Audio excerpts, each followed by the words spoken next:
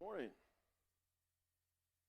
If I were to ask some of those friends and family closest to you what some of your fears were, what do you think they would say? If I were to ask you what some of your biggest fears are, what comes to mind? And in this case, I don't mean fears like spiders or snakes or clowns. Are there fears in your life that have become barriers to you?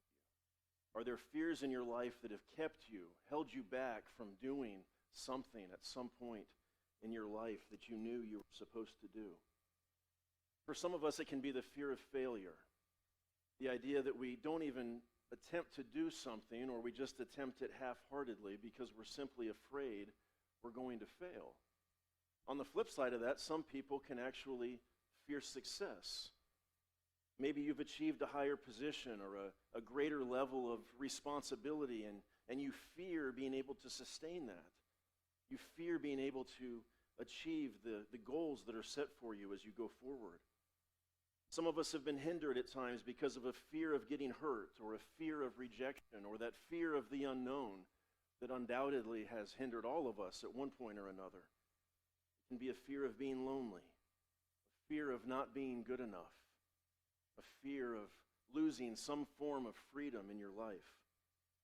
These are all very real fears that we as people have. Fears that have repeatedly held many of us back, or at least altered our plans at different points along the journey of our lives.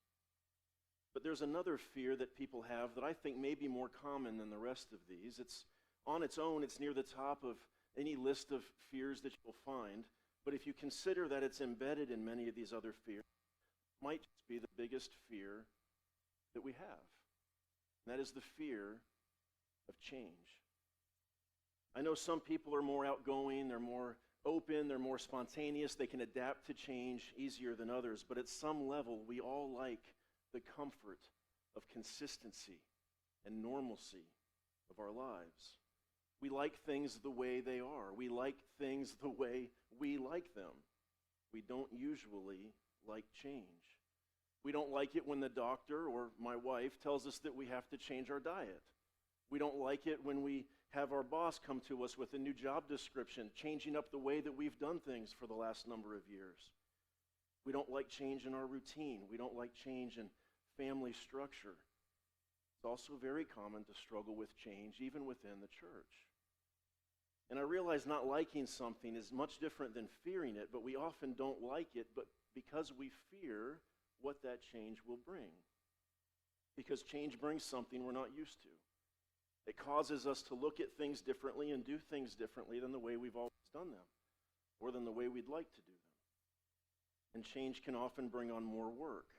It can take more time to learn something new. It takes time and effort and energy to build a new relationship. It takes time to break old habits that are bent toward doing things the way that we've always done them. Because of all these things, we often resist, or at least hesitate, to embrace change. But change is not always a bad thing. There are also many good changes that come in our lives. Sometimes a new job description is exactly what we needed. Though extra stress and sleepless nights become the new normal for a while, the arrival of a new child in our family is almost always a positive change to a family structure. And sometimes a new way to do things does make it easier and more efficient than the way we used to do it. So sometimes change can be a very good thing. But because we don't always know in advance if it's going to be a good thing, and because it's very easy for us to see all the possible negative outcomes, we often don't give change a fair chance. Again, because we often fear change. And if there was ever someone's life that I think we could look at as a case study for change, I can't think of anyone better than Moses. Born a Hebrew into a world executing Hebrew boys, he was adopted by Egyptians. Raised in Egyptian royalty, only to have to flee for his life again after a moment of rage got the better of him and led to murder. Then again, starting over, he became a shepherd in a foreign land, only at one point when the time was right for God to call him back to Egypt to lead his people out of slavery. Obviously, that's a very brief summary of Moses' life, and it gets us caught up to where we'll find ourselves in Moses' story today. If you'll turn with me to Exodus chapter 18 in your Bible or whatever device you like to follow along with, we'll pick up here in the story of Moses. And we've been working our way through this series we're calling Shadow Work as we take this in-depth look at the life of Moses and the work that God was doing in and through him, often behind the scenes, often in the shadows. And if you've been following along with us in this series, I hope that you're starting to see how all of these experiences, all of these changes in Moses' life, how they're working together to shape who he's becoming as a man, to shape who he's becoming as a leader, to shape who he's becoming as a follower of God. Because God was active in doing his work in Moses for sure, but we also have these opportunities to see how Moses responds to God at these different points in his life. Like all of us, there were times in Moses' life where he questioned God. And there were definitely times that that God had to motivate Moses to complete a certain task that he's asked him to do. But as we look at this man that Moses was becoming and what God was able to do and accomplish in and through him, we see that Moses was learning to listen. He was learning to grow. He was learning to change. And we'll see a lot of this play out as we look at this chapter here today. Chapter 18 starts off with a family reunion of sorts. Moses' father-in-law is introduced to us back in chapter 2 after Moses flees Egypt and ends up in this land of Midian. When we first hear about him, he's referred to as Reuel, but from chapter 3 on, he's referred to as Jethro. So same guy, Moses' father-in-law, but two different names, if you caught on to that earlier. And we'll see now how this father-in-law, Jethro, plays a key role in this part of Moses' life. As this chapter opens, Jethro's coming to visit Moses, and he's bringing Moses' wife and his two sons along with him. We don't know exactly when Moses was separated from his family, but most believe it was before the journey to Egypt. Since we don't know when they left, we don't know exactly how long they were gone. But again, most believe it was probably a few months to a year, possibly a little bit longer than that. And I know that culture is much different there than it is here. Their culture is much different than mine. But verse 7 catches my attention when it says that Moses went out to meet his father-in-law and bowed down and kissed him. I don't know about you, but if I had been away from my wife and my kids for many months, possibly a year, my father-in-law would have to wait in the back of the line if he wanted to receive a kiss. But I don't think this is just about the culture being different here. It doesn't say that Moses did not greet the rest of his family. It doesn't say he didn't kiss his wife and kids. It doesn't say he ignored them. We don't have the whole story here. What this does say is what we need to focus on. What this emphasizes, I think, is important. This is telling us that Moses had love and great respect for his father-in-law.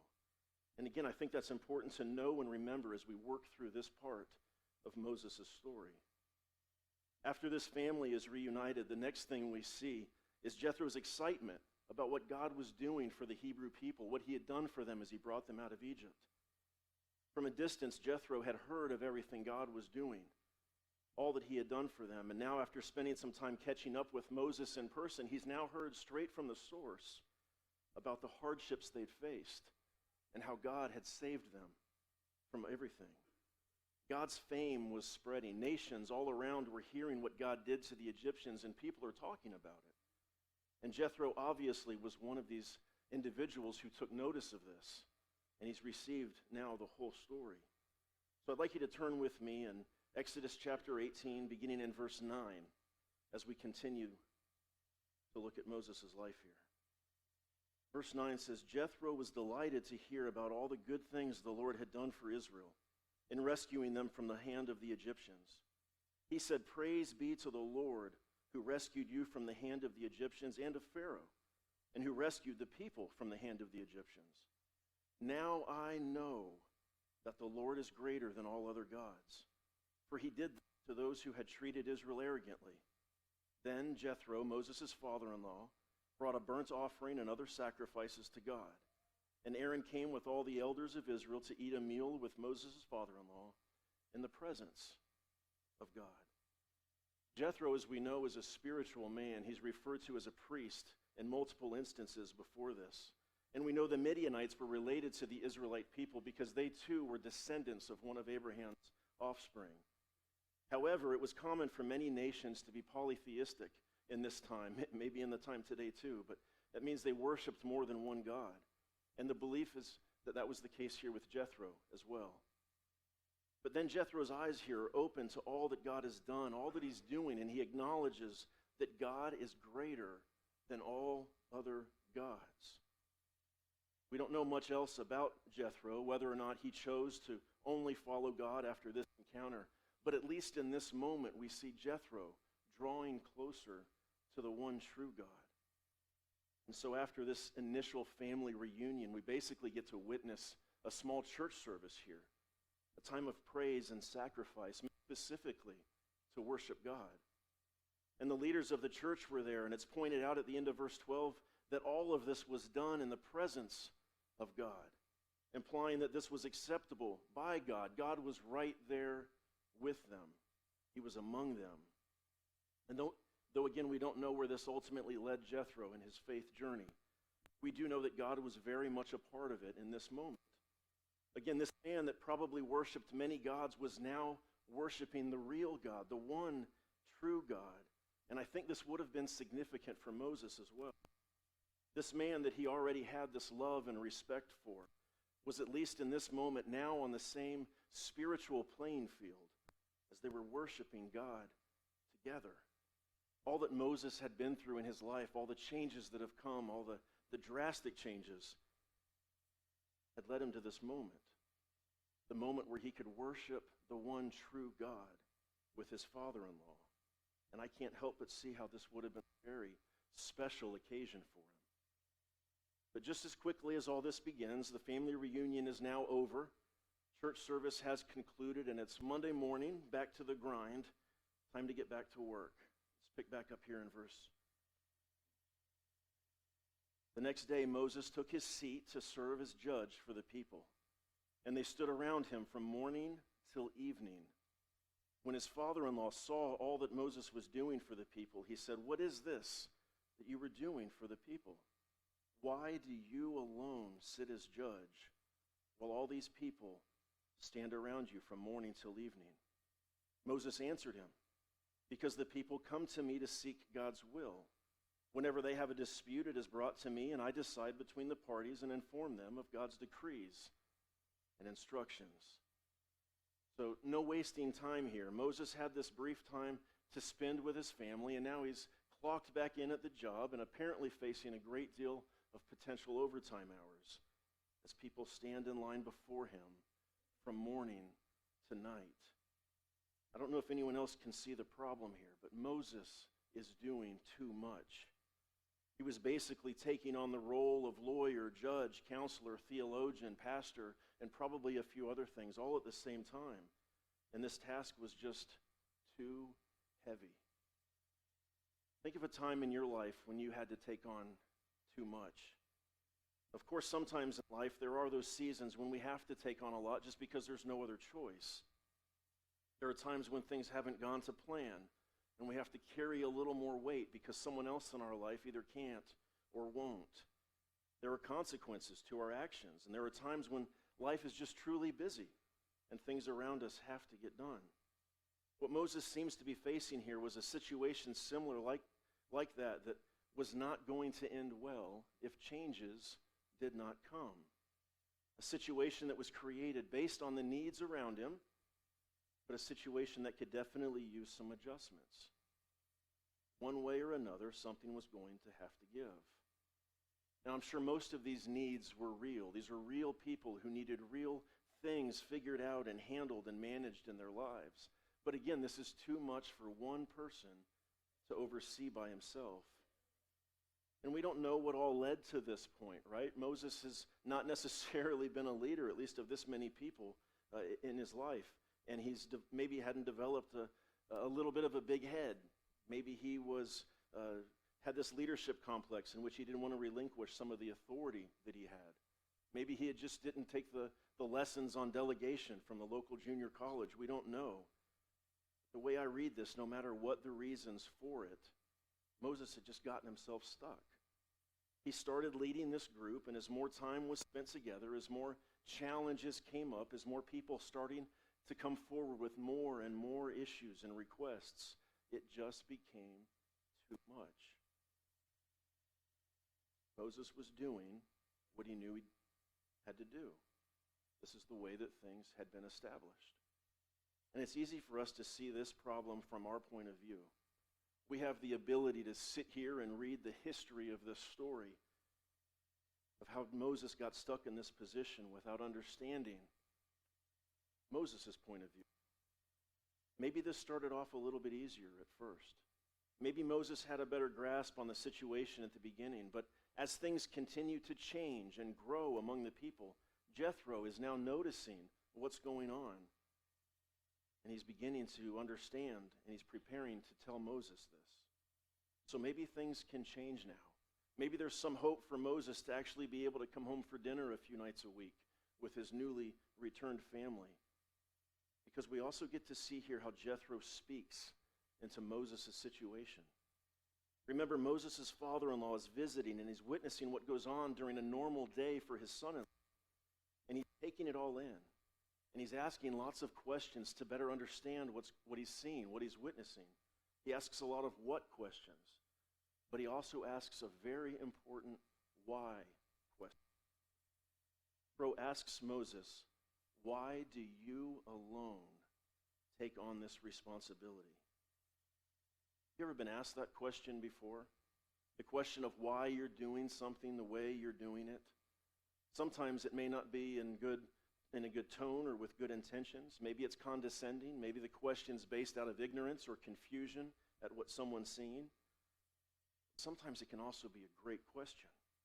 Sometimes the answer to that question we haven't spent any time thinking about for a very long time because we've been so busy doing things the same way and trying to keep up with it all. And this is a very real situation that we can find ourselves in if we're not careful. It's very difficult to be proactive if you're too busy being reactive.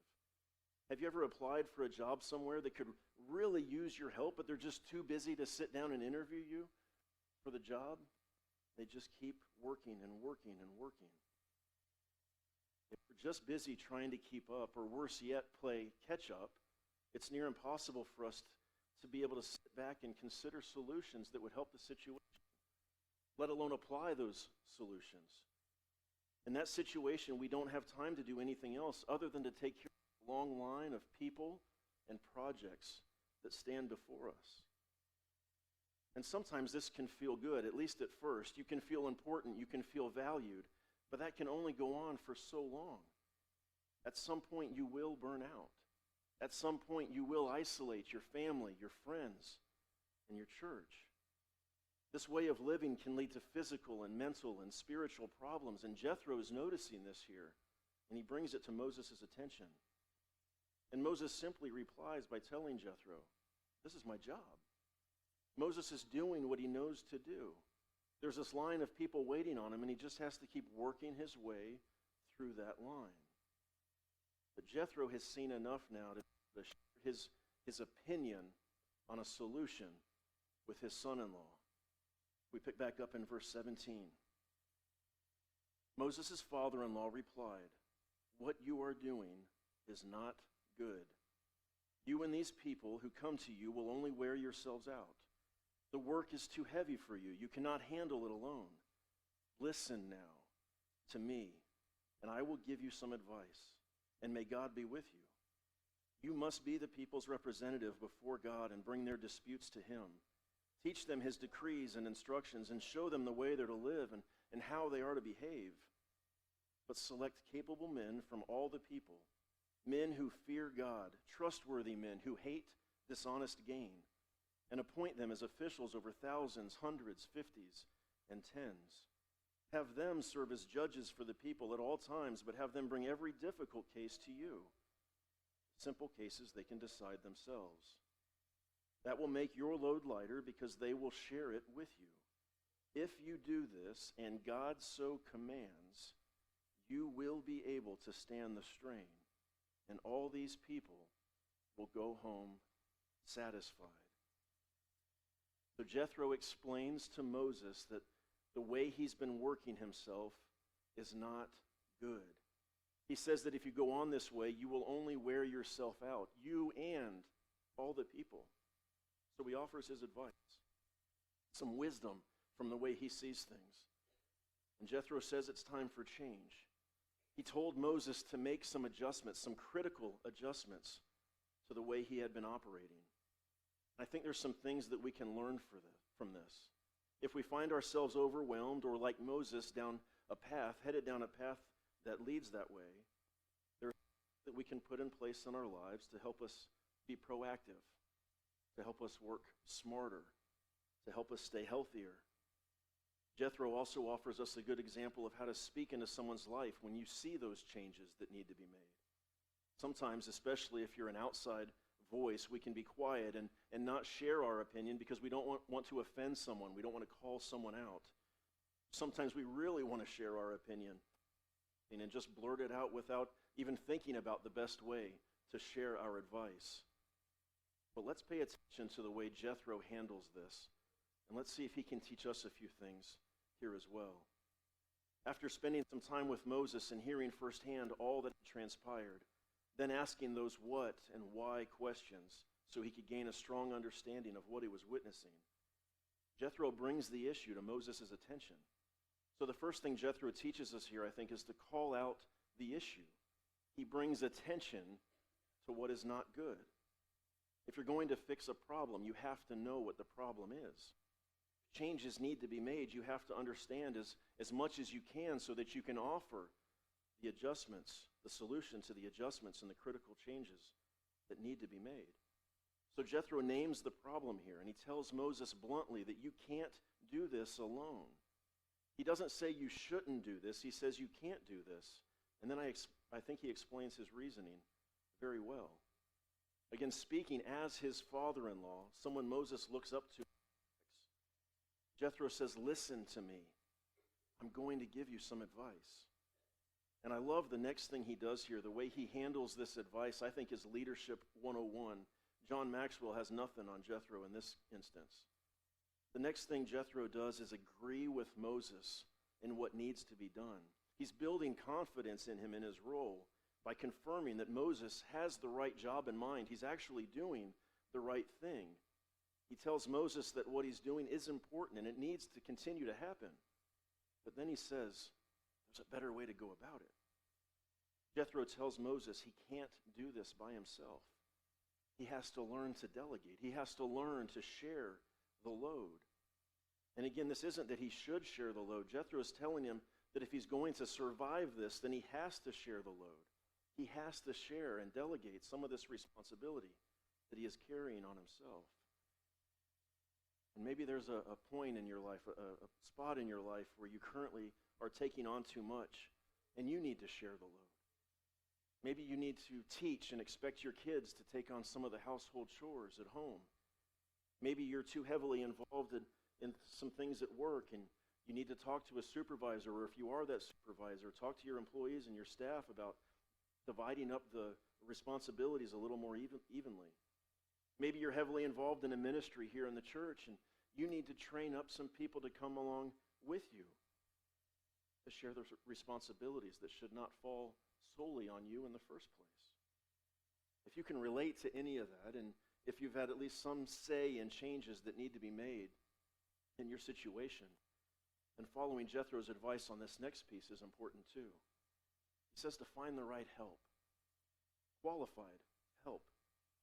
And not necessarily qualified in skill set, but qualified in character and integrity. And you might hear that and say, all right, I was tracking with you, John, for the first little bit, but where am I going to find people from Jethro's standard, or what quality people look like in my workplace? That may be the case, but we have to do our best to share the load, the work with those around us. Make our lives healthier, our workplaces, our community, our homes, and our church even better, to keep each other from burnout. We have to keep on bringing in new workers, teaching, training, discipling those around us to help carry the load. And Jethro also realizes that he's just Jethro here. And we have to realize that we are just us. We're just humans as well. We can think we have the best advice ever, but if it's just our advice, it will not bring lasting change either. So Jethro gives his advice, but also acknowledges God's role in this too. He says, if you take my advice, and if God commands you to do it, if this is an agreement with God, then you will be able to endure the pressures. You will be able to stand the strain. Because then you'll know you're doing the right thing. God is right there with you. Jethro highlights the fact that Moses ultimately needs to do what God commands him. It doesn't matter what he's telling Moses if God is not in agreement. And if that's the case, Jethro says, if God is telling you to make these critical adjustments, then you will be able to handle the job. You will be able to endure. And all the people around you will also go home satisfied. But all of this is a lot for Moses to take in this moment. He's very busy. As his father-in-law is sharing all of this with him, these changes that need to be made, the line of people is only growing longer and probably more disgruntled. And Moses could have easily done what we often choose to do and just go back doing what he's always done. He could have been listening to this advice as Jethro spoke, but at the same time watching the line of people getting more and more congested. And he could have said, this sounds great, Jethro. It really sounds good, but I don't have time to make these adjustments right now. As soon as I get caught up, I'll consider what you're telling me. When we find ourselves in a position similar to the one Moses was in, we often respond that way. It's easy to do. But let's look here in verse 24 at how Moses responds. Moses listened to his father-in-law and did everything he said. He chose capable men from all Israel and made them leaders of the people, officials, over thousands, hundreds, fifties, and tens. They served as judges for the people at all times. The difficult cases they brought to Moses, but the simple ones they decided themselves. Then Moses sent his father-in-law on his way, and Jethro returned to his own country. Moses listened to his father-in-law and did everything he said. And I've not made mention of this yet, but I find it interesting that my father-in-law has not personally heard me preach in a really long time. But he's here this morning to hear me share those words. I don't know what that means. I just find it interesting. That's all I'm saying. Moses listened to this advice from his father-in-law, from Jethro. He made the critical adjustments to share the work and the ministry. Despite any fears he might have had about change or how to implement that change, he listened to everything that was shared with him. And this is the last thing I want to highlight here this morning. There are times when we are going to allow our fears to hold us back from being where we need to be. There will be times that we just get busy, sometimes even overwhelmed with what's in front of us. But sometimes we just need to seek some advice. Some good sound advice, actually listen to it. We can't fear change, and we can't continue to be stubborn and keep doing what we know is clearly not working. We have to be willing to humble ourselves, consider the changes that need to be made, and listen to God or someone he appoints to speak into our situation. Maybe this is you this morning. Maybe you're at a place in your life where you need to make some critical adjustments. Maybe it's at your workplace, maybe it's in your home, maybe it's prioritizing things differently so that you can pay attention to the most important things. Maybe you've been trying to do this whole thing of life on your own. Maybe God's telling you that you need to lean into your church family or become part of a church family that can journey along with you and help you along the way. Maybe you've never surrendered to this idea of giving your life to Jesus, allowing him to guide and lead you and be Lord in your life. You've been trying to do this all by yourself and you're getting tired and worn out and hopefully realizing that some critical adjustments need to be made before you just can't handle it anymore. Many of those relate to you, then the question is the same for you as it was for Moses. Why do you alone take on this responsibility. This morning, if you'd like someone to pray with you, if you want to talk about church members, or what it means to give your life to Jesus, we have staff and elders here that would love to talk and pray with you. If you're not comfortable coming forward as we sing here in just a moment, then come find one of us. Please don't hesitate to find one of us after the service, or we can set up a time to talk later this week. But let's all consider the changes that we need to make in our lives, especially if God is prompting you. If he's been trying to speak to you, but you've been too busy to hear him, at some point it's up to you to humble yourself and listen to his advice. If you'd like to pray with someone or talk to someone after I'm done here as we sing this first song, come forward and do so.